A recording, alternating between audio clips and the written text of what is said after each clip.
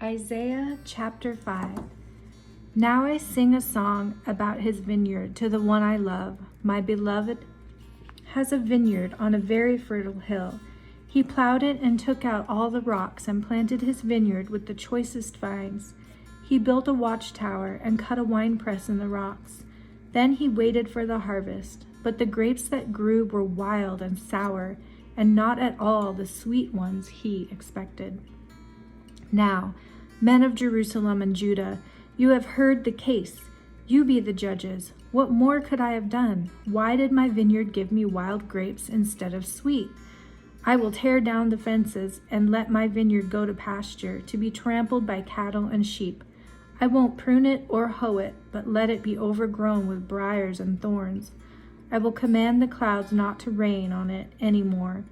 I have given you the story of God's people. They are the vineyard that I spoke about. Israel and Judah are his pleasant acreage, but he expected them to yield a crop of justice, but he found bloodshed instead. He expected righteousness, but the cries of the deep oppression met his ears.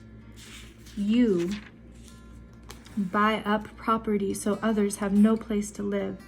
Your homes are built on great estates so that you can be alone in the midst of the earth.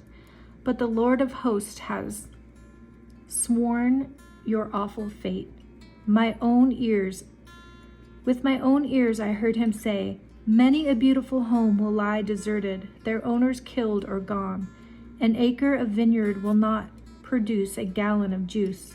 10 bushels of seed will yield but 1 bushel crop. Woe to you who get up early in the morning and go on long drinking bouts that will last late at night. Woe to you drunken bums.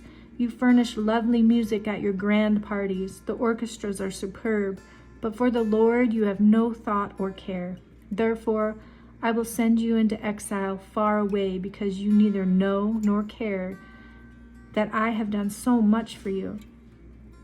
Your great and honored men will starve, and the common people will die of thirst. Hell is licking its chops in anticipation of this delicious morsel, Jerusalem. Her great and small shall be swallowed up, and all her drunken throngs. In that day the haughty shall be brought down to the dust, the proud shall be humbled. But the Lord of hosts is exalted above all, for he alone is holy, just, and good. In those days flocks will feed among the ruins, lambs and calves and kids will pasture there. Woe to those who drag their sins behind them like bullocks on a rope. They even mock the Holy One of Israel and dare the Lord to punish them. Hurry up and punish us, O Lord, they say. We want to see what you can do. They say that what is right is wrong and what is wrong is right, that black is white and white is black. Bitter is sweet and sweet is bitter. Woe to those who are wise and shrewd in their own eyes. Woe to those who are heroes when it comes to drinking and boast about the liquor they can hold. They take bribes to pervert justice, letting the wicked go free and putting innocent men in jail. Therefore, God will deal with them and burn them. They will disappear like straw on fire. Their roots will rot and their flowers wither, for they have thrown away the laws of God and despised the word of the Holy One of Israel. That is why the anger of the Lord is hot against his people. That is why he has reached out his hand to smash them. The hills will tremble, and the rotting bodies of his people will be thrown as refuge in the streets. But even so, his anger is not ended. His hand is heavy on them still. He will send a signal to the nations far away, whistling to those at the ends of the earth, and they will come racing towards Jerusalem. They will never weary, never stumble, never stop. Their belts are tight, their bootstraps strong.